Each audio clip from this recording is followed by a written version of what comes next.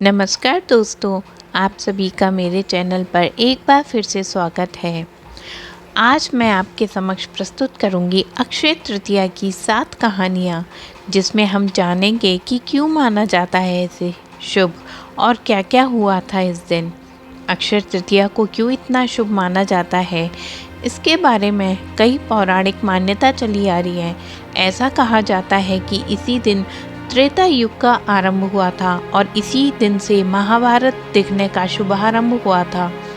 ऐसी ही 7 कहानियों के बारे में आज मैं आपको बताने जा रही हूँ, जिसकी वजह से अक्षय तृतीया को सबसे शुभ तिथि माना जाता है। जिसमें पहली कथा है अक्षय तृतीया पर भगवान परशुराम का अवतार। पौराणिक मान्यताओं के अनुसार अक्षय तृतीया के दिन ही भगवान श्री हरि के छठे अवतार परशुराम जी का प्राकट्य हुआ था। ब्राह्मण होते हुए भी ये स्वभाव से काफ़ी आक्रामक और गुस्से वाले माने जाते हैं और माना जाता है कि इनके अंदर ब्राह्मण होते हुए भी क्षत्रिय वाले गुण थे। परशुराम जी का जन्म अक्षय तृतीया के ही दिन हुआ था। दूसरी पौराणिक कथा के अनुसार अक्षय तृतीया का संबंध कृष्ण और सुदामा से भी माना जाता है।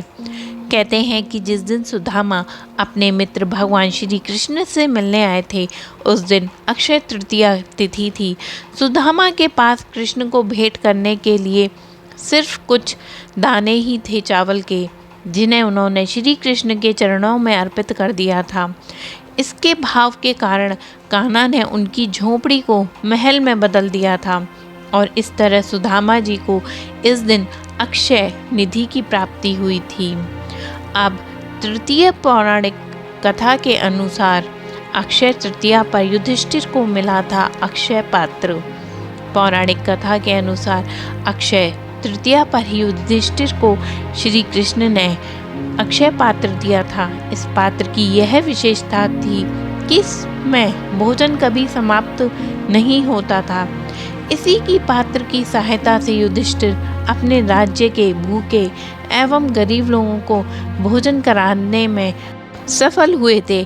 भविष्य पुराण में अक्षय पात्र का संबंध मनुष्य के दान एवं धर्म से बताया गया है।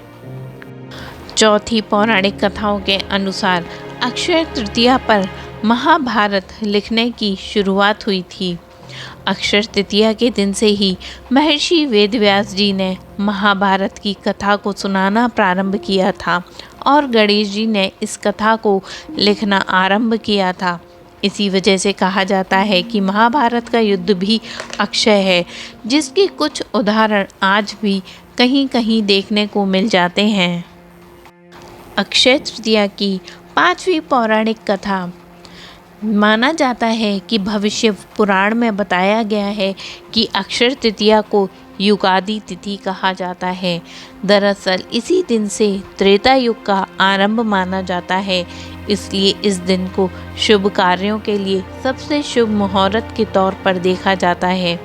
मान्यता है कि अक्षय तृतीया के दिन हम जो भी कार्य करते हैं, हमें अक्षय फल की प्राप्ति होती है और वह पुण्य कभी समाप्त नहीं होता है। इसके आगे हम जानते हैं अक्षय तृतीया की छठी कथा।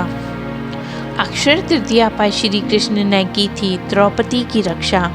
महाभारत में द्रौपदी के चीरहरण की घटना सर्वाधिक चर्चित मानी जाती है।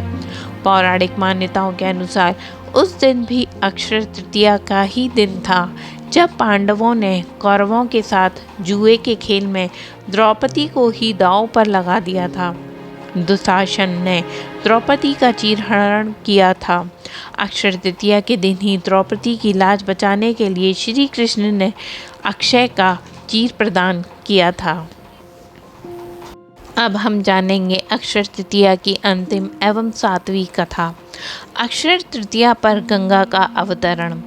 नारद पुराण में बताया है कि अक्षय तृतीया के दिन गंगा का धरती पर अवतरण हुआ था। तेज बहाव के साथ स्वर्ग से निकली नदी को शिवजी ने अपनी जटाओं में धारण कर लिया था और फिर भागीरथ के प्रयासों से देवी गंगा धरती पर अवतरित हुई थी। और इस तरह से अक्षय तृतीया से संबंधित 7 पौराणिक कथाएं यहाँ पर समाप्त होती हैं। आप सभी का दिन मंगलमय और शुभ हो। भगवान हरि की कृपा आप पर बनी रहे।